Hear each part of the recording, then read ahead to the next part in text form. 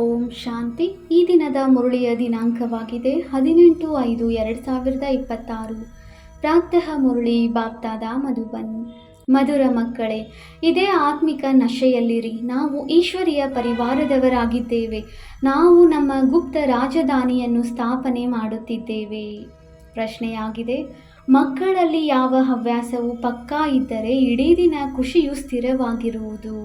ಉತ್ತರ, ಒಂದು ವೇಳೆ ಬೆಳಗ್ಗೆ ಎದ್ದು ವಿಚಾರ ಸಾಗರ ಮಂಥನ ಮಾಡುವ ಹವ್ಯಾಸವಿದ್ದರೆ ಇಡೀ ದಿನ ಅಪಾರ ಖುಷಿ ಇರುವುದು ತಂದೆಯ ಶ್ರೀಮತವಾಗಿದೆ.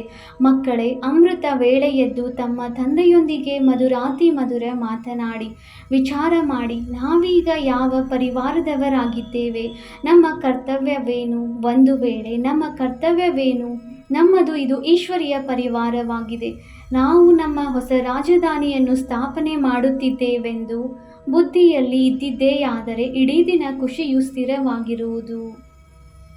ಓಂ ಶಾಂತಿ. ಮಕ್ಕಳಿಗೆ ತಿಳಿದಿದೆ, ಇದು ಆತ್ಮಿಕ ಪರಿವಾರವಾಗಿದೆ. ಅವೆಲ್ಲವೂ ದೈಹಿಕ ಪರಿವಾರಗಳಾಗಿವೆ. ಇದು ಆತ್ಮಿಕ ತಂದೆಯ ಪರಿವಾರವಾಗಿದೆ. ಹೇಗೆ ಲೌಕಿಕ ಮನೆಯಲ್ಲಿ ತಂದೆ ತಾಯಿ ಮಕ್ಕಳಿರುತ್ತಾರೆ, ಅದು ಹದ್ದಿನ ಪರಿವಾರವಾಯಿತು. ನೀವೀಗ ಬೇಹದ್ದಿನ ಪರಿವಾರದವರಾಗಿದ್ದೀರಿ. ನೀವು ಮಾತಾಪಿತ ಎಂದು ಮಕ್ಕಳು ಹಾಡುತ್ತಾರೆ ಅಂದ ಮೇಲೆ ಇದೊಂದು ಪರಿವಾರವಾಯಿತು. ರಚಯಿತನ ರಚನೆಯಾಯಿತು. ಹಾಗೆ ನೋಡಿದರೆ ಎಲ್ಲ ಮಕ್ಕಳು ಅವರ ರಚನೆಯಾಗಿದ್ದಾರೆ, ಆದರೆ ತಿಳಿದುಕೊಂಡಿಲ್ಲ. ನೀವು ಮಕ್ಕಳು ಈಗ ತಿಳಿದುಕೊಂಡಿದ್ದೀರಿ. ಅವಶ್ಯವಾಗಿ ಇದು ಬೇಹದ್ದಿನ ತಂದೆಯ ಪರಿವಾರವಾಗಿದೆ. ಈಶ್ವರಿಯ ವಿಶ್ವವಿದ್ಯಾಲಯವಾಗಿದೆ. ವಿನಾಶಕಾಲೆ ಪ್ರೀತಿ ಬುದ್ಧಿ ವಿಜಯಂತಿ ಎಂದು ಇದಕ್ಕಾಗಿಯೇ ಹೇಳಲಾಗಿದೆ. ಇಂತಹ ಪರಿವಾರದ ಗಾಯನವನ್ನು ಎಂದೂ ಗೀತೆಯಲ್ಲಿ ಹಾಡಿಲ್ಲ. ನೀವು ಈಶ್ವರಿಯ ಪರಿವಾರದವರು ಗುಪ್ತ ದೈವಿ ರಾಜಧಾನಿಯನ್ನು ಸ್ಥಾಪನೆ ಮಾಡುತ್ತಿದ್ದೀರಿ. ಇದು ಯಾರಿಗೂ ಅರ್ಥವಾಗುವುದಿಲ್ಲ. ನಿಮಗೆ ನಶೆ ಇದೆ. ಯಾರು ತಂದೆಯನ್ನು ನೆನಪು ಮಾಡುವರೋ ಅವರಿಗೆ ನಶೆ ಇರುವುದು. ದೇಹಾಭಿಮಾನದಲ್ಲಿ ಬರುವುದರಿಂದ ಆ ನಶೆಯು ಇಳಿದು ಹೋಗುವುದು. ಇದು ಈಶ್ವರಿಯ ಪರಿವಾರವಾಗಿದೆ. ನಾವು ಮನೆಗೆ ಹೋಗಿ ನಂತರ ದೈವಿ ರಾಜಧಾನಿಯಲ್ಲಿ ಬರುತ್ತೇವೆ. ಅಲ್ಲಿ ದೈವಿ ಪರಿವಾರವಿರುತ್ತದೆ. ಅವರದು ಆಸುರಿ ಪರಿವಾರವಾಗಿದೆ. ಇಲ್ಲಿ ನಿಮ್ಮದು ಈಶ್ವರಿಯ ಪರಿವಾರವಾಗಿದೆ. ಆತ್ಮಿಕ ಬಾಪ್ತಾದಾರವರ ಮಕ್ಕಳು ಸಹೋದರರಾಗಿದ್ದೀರಿ. ಇದು ಆತ್ಮಿಕ ಪ್ರವೃತ್ತಿ ಮಾರ್ಗವಾಗಿದೆ. ಸತ್ಯಯುಗದಲ್ಲಿ ಈಶ್ವರಿಯ ಪರಿವಾರವೆಂದು ಹೇಳುವುದಿಲ್ಲ. ಅಲ್ಲಿ ದೈವಿ ಪರಿವಾರವಾಗುತ್ತದೆ. ಈ ಈಶ್ವರಿಯ ಪರಿವಾರವು ಬಹಳ ಶಕ್ತಿಶಾಲಿಯಾಗಿದೆ. ನಾವೀಗ ಈಶ್ವರಿಯ ಪರಿವಾರದವರು ದೈವಿ ರಾಜ್ಯವನ್ನು ಸ್ಥಾಪನೆ ಮಾಡುತ್ತಿದ್ದೇವೆಂದು ನೀವು ತಿಳಿದುಕೊಂಡಿದ್ದೀರಿ. ಹೀಗೆ ತಮ್ಮ ಜೊತೆ ಮಾತನಾಡಿಕೊಳ್ಳುತ್ತಾ ವಿಚಾರ ಸಾಗರ ಮಂಥನ ಮಾಡಬೇಕು. ಮುಂಜಾನೆ ಎದ್ದು ನೆನಪಿನಲ್ಲಿ ಕುಳಿತುಕೊಂಡರೆ ವಿಚಾರ ಸಾಗರ ಮಂಥನ ಮಾಡುವ ಹವ್ಯಾಸವಾಗುವುದು. ಉಮ್ಮಂಗದಲ್ಲಿ ಬರುತ್ತೀರಿ. ಯಾವಾಗ ಎಲ್ಲ ಮನುಷ್ಯರು ನಿದ್ರೆಯಲ್ಲಿ ಮಲಗಿರುವರೋ ಆ ಸಮಯದಲ್ಲಿ ನೀವು ಜಾಗೃತರಾಗುತ್ತೀರಿ. ನೀವು ಬೆಳಗ್ಗೆ ಎದ್ದು ಹೀಗೆ ಚಿಂತನೆ ಮಾಡಿರಿ. ಆಗ ನೋಡಿ ನಿಮಗೆ ಎಷ್ಟೊಂದು ಖುಷಿ ಇರುತ್ತದೆ. ಯಾವುದೆಲ್ಲ ಶ್ರೀಮತವು ಸಿಗುತ್ತದೆಯೋ ಅದರನುಸಾರ ನಡೆಯುತ್ತದೆ. ನಂತರ ನಿಮಗೆ ಬಹಳ ಖುಷಿಯಾಗುವುದು. ಈಶ್ವರಿಯ ಪರಿವಾರದ ನೆನಪು ಬರುವುದು ಮತ್ತು ಆಸುರಿ ಪರಿವಾರದಿಂದ ಮನಸ್ಸು ದೂರ ಸರಿಯುವುದು. ಹೇಗೆ ಹೊಸ ಮನೆಯು ಸಂಪೂರ್ಣ ತಯಾರಾಗಿ ಬಿಟ್ಟರೆ ಮತ್ತೆ ಹಳೆಯದರಿಂದ ಆಸಕ್ತಿಯು ಹೊರಟು ಹೋಗುತ್ತದೆ. ಎಲ್ಲಿಯವರೆಗೆ ಹೊಸದು ತಯಾರಾಗುವುದಿಲ್ಲವೋ ಅಲ್ಲಿಯವರೆಗೆ ಹಳೆಯ ಮನೆಯನ್ನು ಒಂದಲ್ಲ ಒಂದು ರಿಪೇರಿ ಮಾಡುತ್ತಲೇ ಇರುತ್ತಾರೆ. ನಂತರ ಅದರಿಂದ ಮನಸ್ಸು ದೂರ ಸರಿಯುತ್ತದೆ. ಈ ಹಳೆಯ ಪ್ರಪಂಚವು ಹಾಗೆಯೇ. ನೀವೀಗ ತಿಳಿದುಕೊಂಡಿದ್ದೀರಿ, ಇದು ಹಳೆಯ ಮನೆಯಾಗಿದೆ. ನಾವು ಹೊಸ ಮನೆಗೆ ಹೋಗುತ್ತೇವೆ. ನಂತರ ಹೊಸ ವಸ್ತ್ರವನ್ನು ಧರಿಸುತ್ತೇವೆ. ಈ ದೇಹವು ಹಳೆಯದಾಗಿದೆ. ನೀವೀಗ ಭವಿಷ್ಯ 21 ಜನ್ಮಗಳಿಗಾಗಿ ರಾಜ್ಯಭಾಗ್ಯವನ್ನು ತೆಗೆದುಕೊಳ್ಳುತ್ತಿದ್ದೀರಿ. ಇಲ್ಲಿ ರಾಜ್ಯಭಾರ ಮಾಡುವುದಿಲ್ಲ, ಇಲ್ಲಿ ಸ್ಥಾಪನೆಯಾಗುತ್ತದೆ. ಈ ಮಾತುಗಳನ್ನು ಕೇವಲ ನೀವೇ ತಿಳಿದುಕೊಂಡಿದ್ದೀರಿ. ಇದು ಗೀತೆಯಾಗಿದೆ, ರಾಜಯೋಗವಲ್ಲವೇ? ಇದಕ್ಕೆ ಸಹಜ ರಾಜಯೋಗವೆಂದು ಹೇಳಲಾಗುತ್ತದೆ. ಅನೇಕ ಬಾರಿ ನೀವು ಈ ರಾಜಯೋಗದ ಅಭ್ಯಾಸದ ಮೂಲಕ ದೈವಿ ರಾಜಧಾನಿಯನ್ನು ಸ್ಥಾಪನೆ ಮಾಡುತ್ತೀರಿ. ಅಲ್ಲಿ ಈ ಮಾತುಗಳು ನೆನಪಿರುವುದಿಲ್ಲ. ಒಂದು ವೇಳೆ ಅಲ್ಲಿಯೂ ಈ ಮಾತುಗಳು ನೆನಪಿರುವುದಾದರೆ ಅಲ್ಲಿನ ಸುಖವೇ ಭಾಸವಾಗುವುದಿಲ್ಲ, ಚಿಂತೆಯಾಗಿ ಬಿಡುವುದು. ಈ ಸಮಯದಲ್ಲಿ ನಿಮಗೆ ಗುಪ್ತ ನಶೆ ಇದೆ. ಇದು ಅತಿಶ್ರೇಷ್ಠ ತಂದೆಯ ಪರಿವಾರವಾಗಿದೆ. ಇದಕ್ಕೆ ಈಶ್ವರಿಯ ಗುಪ್ತ ಪರಿವಾರವೆಂದು ಹೇಳಲಾಗುವುದು. ಈಶ್ವರೀಯ ವಿಶ್ವವಿದ್ಯಾಲಯ ಈಶ್ವರೀಯ ಯಜ್ಞವೆಂದು ಹೇಳಲಾಗುತ್ತದೆ. ಇದು ಪರಿವಾರವಾಗಿದೆ. ನಾವು ಬಹಳ ಪ್ರಿಯರಾಗಬೇಕಾಗಿದೆ. ಭವಿಷ್ಯದಲ್ಲಿ ಬಹಳ ಪ್ರಿಯರಾಗುತ್ತೀರಿ. ನೀವು ರೂಪ ಬಸಂತರಾಗಿದ್ದೀರಿ. ಆತ್ಮವು ರೂಪವೂ ಆಗಿದೆ, ಬಸಂತನೂ ಆಗಿದೆ. ಇಷ್ಟು ಚಿಕ್ಕ ಬಿಂದು ಅವಿನಾಶಿ ಪಾತ್ರವನ್ನು ಅಭಿನಯಿಸುತ್ತದೆ. ಈ ಸಮಯದಲ್ಲಿ ನೀವು ರೂಪ ಬಸಂತರಾಗಿದ್ದೀರಿ. ತಂದೆಯು ಜ್ಞಾನಸಾಗರನಾಗಿದ್ದಾರೆ. ಯಾವಾಗ ಈ ಶರೀರದಲ್ಲಿ ಬರುವರೋ ಆಗಲೇ ಅವಶ್ಯವಾಗಿ ಜ್ಞಾನವನ್ನು ಕೊಡುತ್ತಾರೆ. ಜ್ಞಾನದ ಮಳೆ ಸುರಿಸುತ್ತಾರೆ. ಒಂದೊಂದು ರತ್ನವು ಲಕ್ಷಾಂತರ ರೂಪಾಯಿಗಳದಾಗಿದೆ. ಈಗ ನೀವಾತ್ಮರಿಗೆ ತಂದೆಯ ಪರಿಚಯ ಸಿಕ್ಕಿದೆ. ತಂದೆಯು ಸ್ಮೃತಿ ತರಿಸಿದ್ದಾರೆ. ಈ 84 ಜನ್ಮಗಳ ಚಕ್ರವು ಹೇಗೆ ಸುತ್ತುತ್ತದೆ ಎಂದು ನಿಮ್ಮ ಬುದ್ಧಿಯಲ್ಲಿದೆ. ಆದ್ದರಿಂದ ನಿಮ್ಮ ಹೆಸರೇ ಆಗಿದೆ ಸ್ವದರ್ಶನ ಚಕ್ರಧಾರಿಗಳು. ವಿಷ್ಣು ಅಥವಾ ಲಕ್ಷ್ಮೀನಾರಾಯಣರು ಸ್ವದರ್ಶನ ಚಕ್ರಧಾರಿಗಳು ಆಗಿರಲಿಲ್ಲ. ಅವರಲ್ಲಿ ಈ ಜ್ಞಾನವು ಇರುವುದಿಲ್ಲ. ಈಗ ಆತ್ಮಕ್ಕೆ ಈ ಜ್ಞಾನವು ಸಿಗುತ್ತದೆ. ಸೃಷ್ಟಿ ಚಕ್ರವು ಹೇಗೆ ಸುತ್ತುತ್ತದೆ? ಬಲೆ ತ್ರಿಮೂರ್ತಿ ಎಂದು ಹೇಳುತ್ತಾರೆ, ಆದರೂ ಶಿವನನ್ನು ತೋರಿಸುವುದಿಲ್ಲ. ತ್ರಿಮೂರ್ತಿಯ ಚಿತ್ರವನ್ನು ಬಹಳ ನೋಡಿದ್ದೇವೆ. ಅದರಲ್ಲಿ ಬಹುತೇಕವಾಗಿ ಬ್ರಹ್ಮನಿಗೆ ದಾಡಿ ಮೀಸೆ ತೋರಿಸುತ್ತಾರೆ. ಸೂಕ್ಷ್ಮ ವತನದಲ್ಲಿ ದಾಡಿ ಮೀಸೆಗಳು ಇರುವುದಿಲ್ಲ. ಇದು ಕೇವಲ ಬ್ರಹ್ಮನಿಗೆ ತೋರಿಸುತ್ತಾರೆ. ಪ್ರಜಾಪಿತನು ಇಲ್ಲಿಯೇ ಬೇಕಲ್ಲವೇ? ಇವರು ಆದಿಪಿತನಾದರು, ಬಹಳ ಹಳಬರಾದರು ಅಂದಾಗ ಇದು ಪ್ರಜಾಪಿತ ಬ್ರಹ್ಮನ ವಂಶಾವಳಿಯಾಯಿತು. ತಂದೆಯು ಬ್ರಹ್ಮಾರವರ ಮೂಲಕ ಸೃಷ್ಟಿಯನ್ನು ರಚಿಸುತ್ತಾರೆ ಎಂದ ಮೇಲೆ ಬ್ರಹ್ಮನು ಹಿರಿಯರಾದರಲ್ಲವೇ? ರುದ್ರನ ರೂಪದಲ್ಲಿ ತೋರಿಸುತ್ತಾರೆ. ಇವರು 84 ಜನ್ಮಗಳ ಚಕ್ರವನ್ನು ಸುತ್ತಿದ್ದಾರೆ. ನೀವೀಗ ಈ ಮಾತುಗಳನ್ನು ತಿಳಿದುಕೊಂಡಿದ್ದೀರಿ. ಇದು ಸಹ ನಿಮಗೆ ತಿಳಿದಿದೆ. ತಂದೆಗೆ ಎಲ್ಲರೂ ಮಕ್ಕಳಾಗಿದ್ದಾರೆ. ಆತ್ಮರಿಗೆ ತಂದೆಯ ಪರಿಚಯ ಕೊಡಬೇಕಾಗಿದೆ. ಈಗ ಭಾರತದ ಬಹಳ ದೊಡ್ಡ ಕಲ್ಯಾಣವಾಗುತ್ತಿದೆ. ಎಲ್ಲ ಆತ್ಮರು ಪವಿತ್ರರಾಗಿ ಮುಕ್ತಿ ಧಾಮಕ್ಕೆ ಹೊರಟು ಹೋಗುವರು. ನೀವು ಭಾರತದ ಸೇವೆಯಲ್ಲಿದ್ದೀರಿ. ವಿಶೇಷವಾಗಿ ಭಾರತ ಮತ್ತು ಇಡೀ ಪ್ರಪಂಚ. ನೀವೀಗ ಕೆಲವರೇ ಇದ್ದೀರಿ ಯಾರು ಈ ಮಾತುಗಳನ್ನು ತಿಳಿದುಕೊಳ್ಳುತ್ತೀರಿ. ಮತ್ತೆ ಸಾರ ರೂಪದಲ್ಲಿ ತಿಳಿಸಲಾಗುತ್ತದೆ. ಮಕ್ಕಳೇ, ಮನ್ಮನಾಭವ. ಏನೆಲ್ಲವೂ ಇದೆಯೋ ದೈವಿ ರಾಜಧಾನಿಯನ್ನು ಸ್ಥಾಪನೆ ಮಾಡುವುದರಲ್ಲಿ ತೊಡಗಿಸಿ. ಗಾಂಧೀಜಿಯೂ ಸಹ ಏನು ಮಾಡುತ್ತಿದ್ದರು? ಅವರು ಸಹ ಏನನ್ನು ಬಯಸುತ್ತಿದ್ದರು? ಎಂತಹ ವಿಚಿತ್ರ ಆಟವಲ್ಲವೇ? ನೀವೀಗ ಸಾಕ್ಷಿಯಾಗಿ ಆಟವನ್ನು ನೋಡುತ್ತೀರಿ. ನಿಮಗೆ ನಗು ಬರುತ್ತದೆ. ಎಲ್ಲಿಯ ಮಾತುಗಳನ್ನು ಎಲ್ಲಿಗೆ ತೆಗೆದುಕೊಂಡು ಹೋಗುತ್ತಾರೆ? ತಂದೆಯು ತಿಳಿಸುತ್ತಾರೆ, ಡ್ರಾಮಾ ಅನುಸಾರ ಪ್ರಪಂಚದ ಗತಿಯು ಹಾಳಾಗಿ ಬಿಟ್ಟಿದೆ. ಮತ್ತೆ ತಂದೆಯು ಸದ್ಗತಿ ಮಾಡುತ್ತಾರೆ. ನೀವು ಮಕ್ಕಳಿಗೆ ನಶೆ ಏರಿದೆ. ಇವರು ಇಡೀ ವಿಶ್ವದ ನಿರಾಕಾರ ಬಾಪೂಜಿಯಾಗಿದ್ದಾರೆ. ಈ ಬ್ರಹ್ಮನು ಸಹ ಯಾರ ಮಗನಾಗಿದ್ದಾರೆ? ಶಿವತಂದೆಯ ಮಗು. ಶಿವತಂದೆಯು ಯಾರ ಮಗು?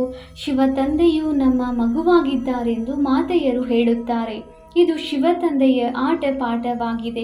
ಬಾಕಿ ಧ್ಯಾನದಲ್ಲಂತೂ ಬಹಳ ಮಾಯೆಯ ಪ್ರವೇಶತೆಯಾಗುತ್ತದೆ. ನಮ್ಮಲ್ಲಿ ಶಿವತಂದೆಯು ಬರುತ್ತಾರೆ. ಶಿವತಂದೆಯು ಇದನ್ನು ಹೇಳುತ್ತಾರೆ ಎಂದು ಏನೆಲ್ಲವನ್ನು ಹೇಳುವರೋ ಇದು ಭೂತ ಪ್ರವೇಶತೆಯಾಗಿದೆ. ಇದರಲ್ಲಿ ನೀವು ಮಕ್ಕಳು ಬಹಳ ಎಚ್ಚರಿಕೆಯಿಂದ ಇರಬೇಕಾಗಿದೆ.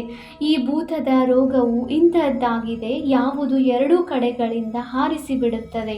ಆದ್ದರಿಂದ ನಮಗೆ ಸಾಕ್ಷಾತ್ಕಾರವಾಗಬೇಕು ಎಂಬ ಸಂಕಲ್ಪವು ಎಂದಿಗೂ ಬರಬಾರದು. ಇದೆಲ್ಲವೂ ಭಕ್ತಿಯ ವಿಚಾರವಾಗಿದೆ.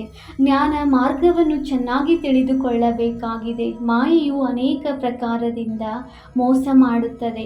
ಸಾಕ್ಷಾತ್ಕಾರ ಮೊದಲಾದವುಗಳಿಂದ ಯಾವುದೇ ಲಾಭವಿಲ್ಲ. ತಂದೆಯು ತಿಳಿಸುತ್ತಾರೆ, ಇವರ ಮೂಲಕ ನಿಶ್ಚಿತಾರ್ಥ ಮಾಡಿಸುತ್ತೇನೆ. ತಂದೆಯ ಆದೇಶವಾಗಿದೆ, ನೀವು ಯಾವುದೇ ದೇಹದಾರಿಯನ್ನು ನೆನಪು ಮಾಡಬಾರದು. ನೀವು ತಮ್ಮನ್ನು ಆತ್ಮನೆಂದು ತಿಳಿದು ತಂದೆಯನ್ನು ನೆನಪು ಮಾಡಿ ತನ್ನ ಕಲ್ಯಾಣಕ್ಕಾಗಿ ತಂದೆಯನ್ನು ನೆನಪು ಮಾಡಬೇಕಾಗಿದೆ. ಇದು ತಿಳುವಳಿಕೆಯ ಮಾತಾಗಿದೆ. ತಂದೆಗೆ ಯಾರು ಬೇಕಾದರೂ ಪತ್ರವನ್ನು ಬರೆಯಬಹುದಾಗಿದೆ. ಕೆಲವು ಮಕ್ಕಳಿಗೆ ಇಷ್ಟಾದರೂ ಬುದ್ಧಿ ಇಲ್ಲ. ಬೇಹದ್ದಿನ ತಂದೆಗೆ ಪತ್ರದಲ್ಲಿ ನಮ್ಮ ಕ್ಷೇಮ ಸಮಾಚಾರವನ್ನು ಬರೆಯಬೇಕು ಎಂದು. ಹೇಗೆ ಲೌಕಿಕ ತಂದೆಗೆ ಪತ್ರ ಬರೆಯದಿದ್ದರೆ ಅವರಿಗೆ ಚಿಂತೆಯಾಗಿ ಬಿಡುತ್ತದೆ, ವಿಶ್ರಾಂತಿಯೇ ಸಿಗುವುದಿಲ್ಲ. ಇವರು ಸಹ ಬೇಹದ್ದಿನ ತಂದೆಯಾಗಿದ್ದಾರೆ. 1-1.5 ತಿಂಗಳವರೆಗೆ ಪತ್ರ ಬರೆಯಲಿಲ್ಲವೆಂದರೆ ಬಹುಶಃ ಇವರನ್ನು ಮಾಯೆಯು ತಿಂದುಬಿಟ್ಟಿತು. ಪಾರಲೌಕಿಕ ತಂದೆಗೂ ಪತ್ರ ಬರೆಯುವುದಿಲ್ಲವೆಂದು ತಿಳಿದುಕೊಳ್ಳುತ್ತಾರೆ. ಆದ್ದರಿಂದ ಇಷ್ಟಾದರೂ ಬರೆಯಬೇಕು. ಬಾಬಾ, ನಾವು ನಾರಾಯಣಿ ನಶೆಯಲ್ಲಿ ಸದಾ ಇರುತ್ತೇವೆ. ತಾವು ಕೊಟ್ಟಿರುವ ಯುಕ್ತಿಯಲ್ಲಿಯೇ ನಾವು ತತ್ಪರರಾಗಿದ್ದೇವೆ. ಹೀಗೆ ತಿಳಿಸಿದಾಗ ಮಕ್ಕಳು ಖುಷಿಯಿಂದ ಇದ್ದಾರೆಂದು ತಂದೆಗೆ ಅರ್ಥವಾಗುವುದು. ಪತ್ರ ಬರೆಯದೇ ಇದ್ದರೆ ಇವರು ರೋಗಿಯಾಗಿರಬೇಕು, ನೆನಪಿನಲ್ಲಿಯೇ ಇರುವುದಿಲ್ಲ. ಇಲ್ಲದಿದ್ದರೆ ತಂದೆಗೆ ಸಮಾಚಾರ ತಿಳಿಸಬೇಕಲ್ಲವೇ? ಬಾಬಾ, ನಾವು ಈ ಸರ್ವಿಸ್ ಮಾಡಿದ್ದೇವೆ, ಇವರಿಗೆ ತಿಳಿಸಿದೆವು, ಇಂಥವರ ಬುದ್ಧಿಯಲ್ಲಿ ಪೂರ್ಣ ಕುಳಿತುಕೊಳ್ಳಲಿಲ್ಲ. ಹೀಗೆ ತಂದೆಗೆ ಸಮಾಚಾರವನ್ನು ತಿಳಿಸಿದಾಗ ಮಕ್ಕಳೇ, ಈ ರೀತಿ ತಿಳಿಸಿಕೊಡಿ ಎಂದು ತಂದೆಯು ಹೇಳುವರು. ಮಕ್ಕಳು ಗೀತೆಯನ್ನು ಕೇಳಿದಿರಿ. ಯಾರು ಈ ಗೀತೆಯನ್ನು ರಚಿಸಿದ್ದಾರೆಯೋ ಅವರು ಈ ಗೀತೆಯ ಅರ್ಥವನ್ನು ತಿಳಿದುಕೊಂಡಿಲ್ಲ. ಅದೆಲ್ಲವೂ ಭಕ್ತಿ ಮಾರ್ಗವಾಗಿದೆ. ಏನೆಲ್ಲವನ್ನು ಹೇಳುವರೋ ಏನನ್ನೂ ತಿಳಿದುಕೊಂಡಿಲ್ಲ. ಮುಖ್ಯ ಮಾತೇನೆಂದರೆ ತಂದೆಯನ್ನೇ ತಿಳಿದುಕೊಂಡಿಲ್ಲ. ತಂದೆಯನ್ನು ಅರಿತುಕೊಳ್ಳುವುದರಿಂದ ಭಾರತವು ಸದ್ಗತಿಯನ್ನು ಪಡೆಯುತ್ತದೆ. ತಂದೆಯನ್ನು ಅರಿತುಕೊಳ್ಳದ ಕಾರಣ ಭಾರತವು ದುರ್ಗತಿ ಹೊಂದುತ್ತದೆ. ಈಗ ತಂದೆಯು ಮಕ್ಕಳಿಗೆ ತಿಳಿಸುತ್ತಾರೆ, ನಾನು ನಿಮ್ಮನ್ನು ಸದ್ಗತಿಯಲ್ಲಿ ಕರೆದುಕೊಂಡು ಹೋಗುತ್ತೇನೆ, ಉಳಿದೆಲ್ಲರನ್ನು ಮುಕ್ತಿಯಲ್ಲಿ ಕರೆದುಕೊಂಡು ಹೋಗುತ್ತೇನೆ. ಭಾರತವು ಜೀವನ್ಮುಕ್ತಿಯಲ್ಲಿದ್ದಾಗ ಉಳಿದೆಲ್ಲರೂ ಮುಕ್ತಿಯಲ್ಲಿರುತ್ತಾರೆ. ಈ ಪರಿವರ್ತನೆಯನ್ನು ತಂದೆಯ ವಿನಃ ಮತ್ಯಾರೂ ಮಾಡಲು ಸಾಧ್ಯವಿಲ್ಲ. ಸರ್ವರ ಸದ್ಗತಿದಾತನು ಒಬ್ಬರೇ ತಂದೆಯಾಗಿದ್ದಾರೆ. ಸರ್ವರ ಸದ್ಗತಿಯು ಅವಶ್ಯವಾಗಿ ಆಗುತ್ತದೆ. ಕಲ್ಪ ಕಲ್ಪವು ಸಂಗಮದಲ್ಲಿಯೇ ಆಗುವುದು. ನಾವಾತ್ಮರ ಆತ್ಮಿಕ ತಂದೆಯೂ ಒಬ್ಬರೇ ಆಗಿದ್ದಾರೆ. ಅವರನ್ನು ಆತ್ಮವೇ ನೆನಪು ಮಾಡುತ್ತದೆ ಎಂಬುದು ನಿಮಗೆ ತಿಳಿದಿದೆ. ನಿಮಗೆ ಭಕ್ತಿ ಮಾರ್ಗದಲ್ಲಿ ಇಬ್ಬರು ತಂದೆಯರು ಇರುತ್ತಾರೆ. ಸತ್ಯಯುಗದಲ್ಲಿ ಒಬ್ಬರು ತಂದೆ ಇರುತ್ತಾರೆ. ಸಂಗಮದಲ್ಲಿ 3 ಜನ ತಂದೆಯರಿದ್ದಾರೆ. ಪ್ರಜಾಪಿತ ಬ್ರಹ್ಮನು ಸಹ ತಂದೆಯಾದರಲ್ಲವೇ?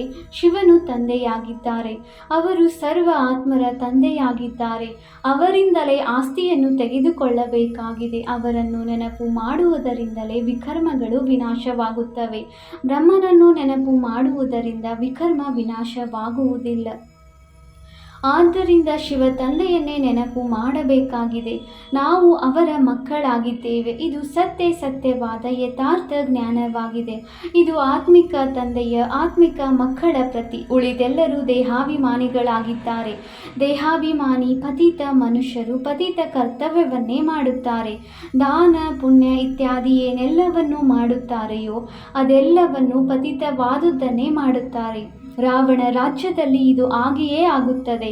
ಈಗ ತಂದೆಯು ಬಂದು ಆದೇಶ ಹೊರಡಿಸುತ್ತಾರೆ, ತಿಳಿಸುತ್ತಾರೆ, ಮಕ್ಕಳೇ ಎಚ್ಚರಿಕೆಯಿಂದ ಇರಿ. ವಿಕಾರದಲ್ಲಿ ಹೋಗಬಾರದು. ಕಾಮದ ಮೇಲೆ ಜಯ ಗಳಿಸಬೇಕಾಗಿದೆ. ಬಿರುಗಾಳಿಗಳಂತೂ ಬಹಳ ಬರುತ್ತದೆ. ಇದಕ್ಕೆ ವಶವಾಗಬಾರದು. ಜ್ಞಾನವಿಲ್ಲದ ಸಮಯದಲ್ಲಿಯೂ ಬಂದಿರುವುದಿಲ್ಲ. ಅಷ್ಟು ಮಾಯೆಯ ವಿಕಲ್ಪಗಳು ಬರುತ್ತವೆ. ಆದ್ದರಿಂದ ಬಾಬಾ ಭಕ್ತಿ ಮಾರ್ಗದಲ್ಲಿ ಬಹಳ ಖುಷಿ ಇರುತ್ತದೆ. ಈಗ ತಮ್ಮನ್ನು ನೆನಪು ಮಾಡಬೇಕೆಂದರೂ ಸಹ ಮಾಡಲು ಆಗುತ್ತಿಲ್ಲ. ಬಿಂದುವು ನೆನಪಿರುವುದಿಲ್ಲ. ದೊಡ್ಡ ವಸ್ತುವಾಗಿದ್ದರೆ ನೆನಪು ಮಾಡಬಹುದು ಎಂದು ಹೇಳುತ್ತಾರೆ. ತಂದೆಯು ತಿಳಿಸುತ್ತಾರೆ, ನೀವು ಶಿವ ತಂದೆ ಎಂದು ಹೇಳಿ ನೆನಪು ಮಾಡಿ. ಈ ಹಳೆಯ ಪ್ರಪಂಚವನ್ನು ಮರೆತು ಹೋಗಿ ಶಾಂತಿಧಾಮದಲ್ಲಿ ನೆನಪು ಮಾಡಿ. ಕೇವಲ ಶಾಂತಿಧಾಮವನ್ನು ನೆನಪು ಮಾಡಬಾರದು. ತಂದೆಯ ನೆನಪಿನಿಂದಲೇ ವಿಕರ್ಮಗಳು ವಿನಾಶವಾಗುತ್ತವೆ. ಆತ್ಮಕ್ಕೆ ಮಧುರ ತಂದೆಯೊಂದಿಗೆ ಪ್ರೀತಿ ಇರಬೇಕು. ತಂದೆಯು ಅರ್ಧಕಲ್ಪದ ಪ್ರಿಯತಮನಾಗಿದ್ದಾರೆ. ನಾವು ಅರ್ಧಕಲ್ಪ ತಮ್ಮನ್ನು ಮರೆತು ಹೋಗಿದ್ದೇವೆ ಎಂದು ಆತ್ಮವು ಹೇಳುತ್ತದೆ. ಬ್ರಾಹ್ಮಣಿಯರು ಯಾರನ್ನು ಕರೆತರುತ್ತಾರೆಯೋ ಅವರು ಬಹಳ ಎಚ್ಚರ ವಹಿಸಿ ನಿಶ್ಚಯ ಬುದ್ಧಿಯವರನ್ನು ಕರೆತರಬೇಕಾಗಿದೆ. ಒಂದು ವೇಳೆ ಇಲ್ಲಿ ಬಂದು ಮತ್ತೆ ಹೋಗಿ ಪತಿತರಾದರೆ ಬ್ರಾಹ್ಮಣಿಯ ಮೇಲೆ ಅದು ಶಿಕ್ಷೆಯಾಗುವುದು. ಆದ್ದರಿಂದ ಬ್ರಾಹ್ಮಣಿಯರ ಮೇಲೆ ಬಹಳ ಜವಾಬ್ದಾರಿ ಇರುವುದು. ತಂದೆಯು ಈ ರಥವನ್ನು ತೆಗೆದುಕೊಂಡಿದ್ದಾರೆ. ಇವರು ಎಲ್ಲ ಮಾತುಗಳ ಅನುಭವಿಯಾಗಿದ್ದಾರೆ. ಇಲ್ಲಂತೂ ಯಾವುದೇ ಕೊಳಕಿನ ಮಾತಿಲ್ಲ. ಪರಸ್ಪರ ಆಟವಾಡುವುದು, ನಗುವುದು, ಮಾತನಾಡುವುದು ಇದನ್ನು ನಿರಾಕರಿಸುವುದಿಲ್ಲ. ಬಾಕಿ ಯಾವುದೇ ಆತ್ಮನೊಂದಿಗೆ ಸ್ವಲ್ಪ ಪ್ರೀತಿಯನ್ನಿಟ್ಟರೂ ಮತ್ತೆ ಅದು ಹೆಚ್ಚು ವೃದ್ಧಿಯಾಗುತ್ತಾ ಹೋಗುವುದು. ಅವರ ನೆನಪು ಬರುತ್ತಾ ಇರುವುದು. ಆದ್ದರಿಂದ ಇದರಿಂದಲೂ ದೂರ ಹೋಗಬೇಕಾಗಿದೆ. ಈಗ ನೀವು ಮನೆಯಲ್ಲಿ ಕುಳಿತಿದ್ದೀರಾ ಅಥವಾ ಸತ್ಯಯುಗದಲ್ಲಿ ಕುಳಿತಿದ್ದೀರಾ? ಮನೆಯಲ್ಲಿ ತಂದೆಯು ಮಕ್ಕಳಿಗೆ ಮನೆಯಲ್ಲಿ ಓದಿಸುತ್ತಾರೆ. ಇದು ನಿಮ್ಮೆಲ್ಲರ ಮನೆಯಾಗಿದೆ. ಹೊರಗಡೆ ಹೋಗುತ್ತೀರೆಂದರೆ ಈ ರೀತಿ ಹೇಳುವುದಿಲ್ಲ. ಇಲ್ಲಿ ಬಹಳ ನಶೆ ಇರುತ್ತದೆ. ದೇಹಾಭಿಮಾನವನ್ನು ಬಿಡಬೇಕಾಗಿದೆ. ದೇಹಿ ಅಭಿಮಾನಿಯಾಗಿರಿ, ಆಗ ಜಾತಿ ಪಾತಿಯ ಭೇದವೆಲ್ಲವೂ ಹೊರಟು ಹೋಗುವುದು. ಹಳೆಯ ಪ್ರಪಂಚವು ತಮೋ ಪ್ರಧಾನವಾಗಿದೆ. ಅದರಲ್ಲಿ ಭೇದ ಭಾವವು ಇನ್ನೂ ಹೆಚ್ಚುತ್ತಾ ಹೋಗುವುದು. ಮೊದಲು ಬ್ರಿಟಿಷ್ ಸರ್ಕಾರದ ಸಮಯದಲ್ಲಿ ಭಾಷೆಗಳ ಕಿರಿಕಿರಿ ಇರಲಿಲ್ಲ. ಈಗ ಈ ದಿನ ಪ್ರತಿದಿನ ಒಡಕುಂಟಾಗುತ್ತಾ ಇದೆ. ಮತ್ತೆ ಸತ್ಯಯುಗದಲ್ಲಿ ಒಂದೇ ಭಾಷೆ ಇರುವುದು, ಯಾವುದೇ ಭೇದ ಭಾವವೂ ಇರುವುದಿಲ್ಲ. ಒಳ್ಳೆಯದು.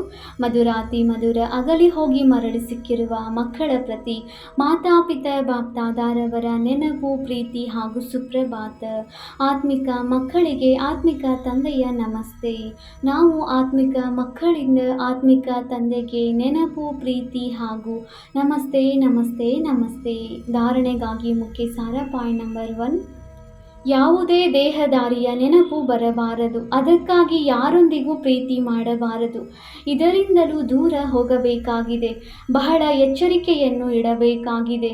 ಮಾಯೆಯ ವಿಕಲ್ಪಗಳಿಗೆ ಗಾಬರಿಯಾಗಬಾರದು. ವಿಜಯಿಗಳು ಆಗಬೇಕಾಗಿದೆ. Point number 2. ಧ್ಯಾನದಲ್ಲಿ ಮಾಯೆಯ ಬಹಳ ಪ್ರವೇಶತೆಯಾಗುತ್ತದೆ. ಈ ಭೂತ ಪ್ರವೇಶತೆಯಿಂದ ತನ್ನನ್ನು ರಕ್ಷಣೆ ಮಾಡಿಕೊಳ್ಳಬೇಕಾಗಿದೆ. ತಂದೆಗೆ ತನ್ನ ಸತ್ಯ ಸಮಾಚಾರವನ್ನು ತಿಳಿಸಬೇಕಾಗಿದೆ. ವರದಾನ: ಪ್ರತಿ ಮಾತಿನಲ್ಲಿ ಸಾರವನ್ನು ಗ್ರಹಿಸುತ್ತಾ ಆಲ್ರೌಂಡರ್ ಆಗುವಂತಹ ಸರಳ ಪುರುಷಾರ್ಥಿ ಭವ. ಯಾವುದೇ ಮಾತನ್ನು ನೋಡುತ್ತೀರಿ, ಕೇಳುತ್ತೀರಿ, ಅದರ ಸಾರವನ್ನು ತಿಳಿದುಕೊಳ್ಳಿರಿ.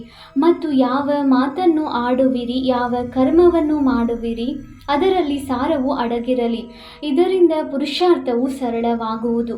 ಇಂತಹ ಸರಳ ಪುರುಷಾರ್ಥಿಯು ಸರ್ವ ಮಾತುಗಳಲ್ಲಿಯೂ ಆಲ್ರೌಂಡ್ ಆಗಿರುತ್ತಾರೆ. ಅವರಲ್ಲಿ ಯಾವುದೇ ಕೊರತೆಗಳು ಕಾಣಿಸುವುದಿಲ್ಲ. ಯಾವುದೇ ಮಾತಿನಲ್ಲಿ ಸಾಹಸವು ಕಡಿಮೆಯಾಗುವುದಿಲ್ಲ. ಮುಖದಿಂದ ನಾವು ಇದನ್ನು ಮಾಡಲು ಸಾಧ್ಯವಿಲ್ಲ ಎಂಬ ಮಾತು ಬರುವುದಿಲ್ಲ. ಇಂತಹ ಸರಳ ಪುರುಷಾರ್ಥಿಗಳು ಸ್ವಯಂ ಸಹ ಸರಳ ಚಿತ್ತವಾಗಿ ಇರುತ್ತಾರೆ ಹಾಗೂ ಅನ್ಯರನ್ನು ಸರಳ ಚಿತ್ತರನ್ನಾಗಿ ಮಾಡಿಬಿಡುತ್ತಾರೆ. ಸ್ಲೋಗನ್: ಸಾಧನವನ್ನು ಉಪಯೋಗಿಸುತ್ತಾ ಅದರ ಪ್ರಭಾವದಿಂದ ಭಿನ್ನ ಹಾಗೂ ತಂದೆಯ ಪ್ರಿಯರಾಗಿರಿ. ಅವ್ಯಕ್ತ ಸೂಚನೆ: ಸದಾ ಅಚಲ ಅಡೋಲ ಏಕರಸ ಸ್ಥಿತಿಯ ಅನುಭವ ಮಾಡಿ. ಏಕರಸ ಸ್ಥಿತಿ ಮಾಡಿಕೊಳ್ಳುವುದಕ್ಕಾಗಿ ಒಬ್ಬರನ್ನು ಬಿಟ್ಟರೆ ಬೇರೆ ಏನನ್ನು ನೋಡುತ್ತಿದ್ದರೂ ನೋಡಬೇಡಿ. ಏನೆಲ್ಲವನ್ನು ನೋಡುತ್ತೀರಿ, ಯಾವ ವಸ್ತುವು ಇರುವುದಿಲ್ಲ. ಯಾವಾಗ ಯಾವುದೇ ದೃಶ್ಯವನ್ನು ನೋಡುತ್ತೀರಿ ಎಂದರೆ ಏಕೆ, ಏನು ಈ ಪ್ರಶ್ನೆಗಳು ಉತ್ಪನ್ನ ಆಗದಿರಲಿ. ಆಗ ಏಕರಸ ಸ್ಥಿರ ಸ್ಥಿತಿಯಾಗುವುದು. ಈ ವ್ಯರ್ಥ ಸಂಕಲ್ಪಗಳು ಏರುಪೇರಿನ ಕಾರಣವಾಗಿದೆ. ಈ ಕ್ಯೂನ ಸಮಾಪ್ತಿಯ ನಂತರ ಸಂಪೂರ್ಣತೆ ಬರುವುದು. ಓಂ ಶಾಂತಿ.